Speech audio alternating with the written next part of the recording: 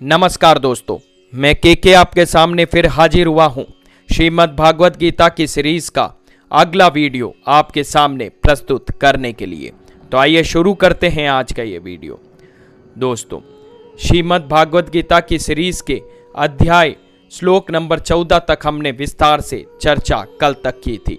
आज हम आपको लिए चलते हैं अध्याय नंबर 1 के श्लोक नंबर 15 से विस्तार से चर्चा भी करते हैं इसके बारे में। श्लोक नंबर 15 अध्याय नंबर 1। ऋषिकेश भगवान कृष्ण ने अपना पांचजन्य शंख बजाया। अर्जुन ने देवदत्त शंख तथा अति भोजी एवं अति दुष्कर कार्य करने वाले भीम ने पौंडू नामक भीषण शंख बजाया था। आइए विस्तार से इसकी चर्चा कर लेते हैं।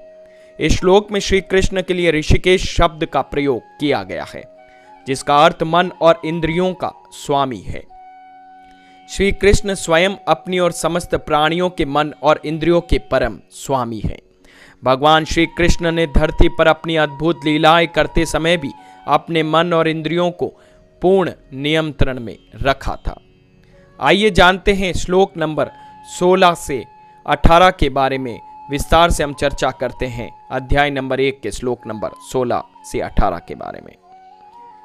हे पृथ्वीपति राजन, राजा युधिष्ठिर ने अपना अनंत विजय नाम का शंख बजाया तथा नकुल और सहदेव ने सुघोष एवं मणिपुष्पक नामक शंख बजाए।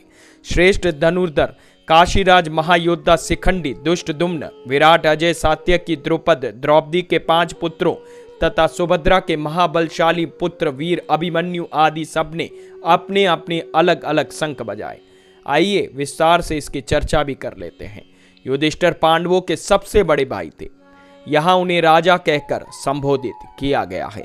उन्होंने राजा कहलाने की उपाधि राजसूय यज्ञ का अनुष्ठान कर अन्य राजाओं से उपहार एवं प्रतिष्ठा प्राप्त करने के पश्चात पाई थी।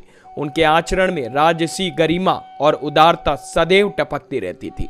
फिर चाहे जब वह महलों में रहते थे या अपने निर्वासन काल के दौरान वनों में रहे।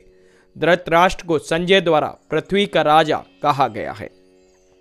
देश की रक्षा करना या उसे विनाशकारी युद्धों में उलझाए रखना, यह सब राजा के हाथों में ही होता है।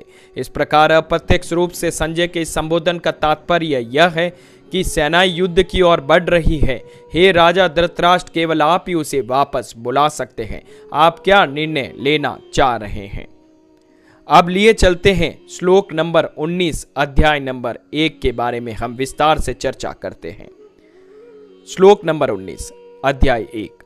हे धृतराष्ट्र, इन शंखों से उत्पन्न ध्वनि द्वारा आकाश और धरती के बीच हुई गर्जना ने आपके पुत्रों के हृदय को विदीर्ण कर दिया है।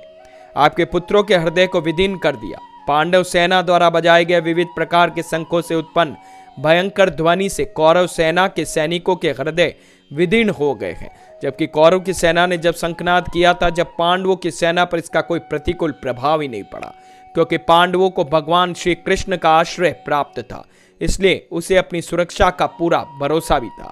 दूसरी ओर कौरवों को केवल अपनी स्वयं की शक्ति और सामर्थ्य पर भरोसा था और अपने अत्याचारों के अपराध बोध की कसक से उनके भीतर पराजित होने का भय व्याप्त हो गया था। तो दोस्तों, कैसा लगा आज का यह वीडियो? अगर मेरी ये भगवत गीता की सीरीज आप लोगों को पसंद आ रही है तो प्लीज़ हमें कमेंट सेक्शन में ज़रूर बताइएगा। और हाँ, हमारे चैनल के सब जानता है को लाइक शेयर सब्सक्राइब करना ना भूलें। धन्यवाद।